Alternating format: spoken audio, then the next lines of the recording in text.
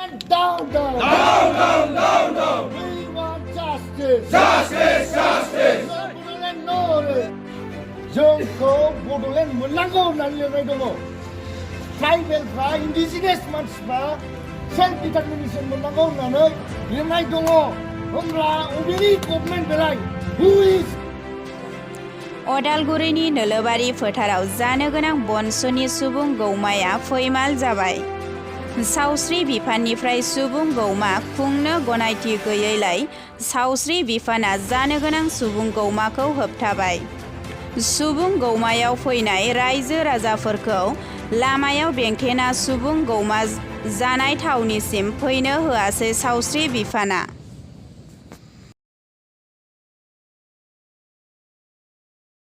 Today, Bodo National Students Union was arranging a program today here in Odalguri district for the purpose of mass movement, separate state Bodoland. But it is very unfortunate the administration, the police department of Odalguri district, as well as the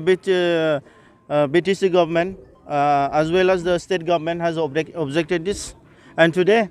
the people, those who are coming from other places to support the mass movement, so they stop here in this place.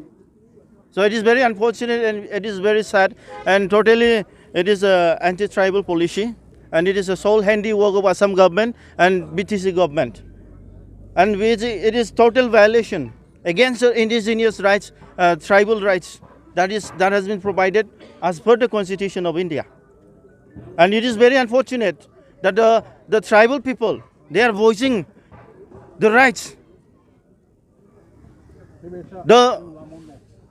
the justice that they are supposed to get by the Constitution of India. But this is a total failure of the administration. It is a total injustice meted out towards the tribal people, especially the Bodo people, which they have been fighting for the self-determination, for the autonomy and survival. We, National Students Union, we totally condemn the Assam government and the BTC government and those people who objected us or blocked today our mass movement. Udalguri district जितु मोनसे लं एरेन्जमेन्टमोन जे जोंनि मास गेदारिं programme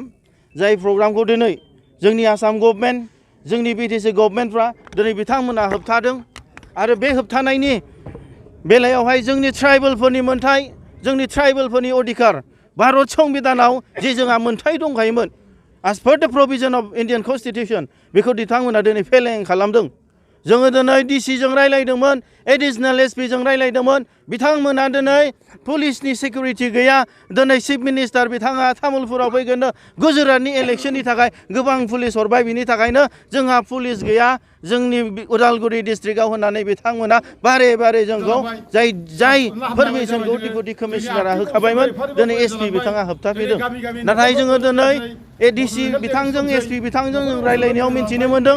बे पलिसिया जाहैबाय जोंनि Assam government आरो BTC गभर्नमेन्टनि दिनै दैदेननायाव जोंनि बे डेम'क्रेटिक भाबै दिनै मास मुभमेन्ट खालामनो नागिरदोंमोन बेखौ दिनै बिथांमोना होबथादों आरो जाय जिनिसखौ बिथांमोना दिनै मावदों बे टटेलि जोंनि ट्राइबेलफोरनि मोनथाय भारतनि संबिधान बादि जोंहा मोनथाय जि दंमोन बेखौ बिथांमोना फेलें खालामदों आरो दिनै पुलिस एडमिनिस्ट्रेसन एबा दिनै डिपुटि कमिशनार सोरबा मिनिस्टारखौबो दिनै आयेननि बेरेखा आन्डार माने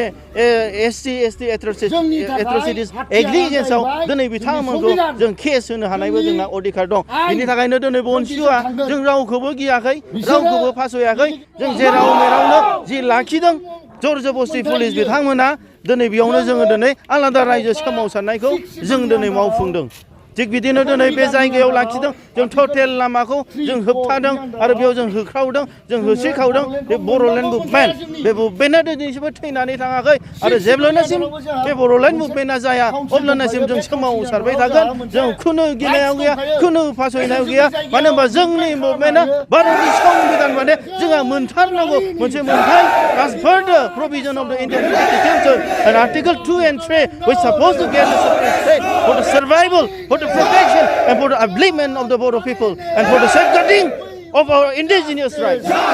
दा बेनि सायाव जोङो दिनै जों आसाम सरकारखौ जों बिटिसि सरकारखौ जों दिनै वार्निं होगोन जेने थेने बिथांमोना आरो जोंखौ बिदि खेमले खेमले जोंनि भारतनि संबिधान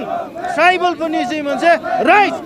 बे राइट्सखौ बिथांमोना साप्रेस खालामबाय थायोबा अप्रेस खालामबाय थायोब्ला सोरबा जोंनि बर' लाइमोनफ्रा आर्म संफिनोब्ला बिनि दायनिगिरिया आसाम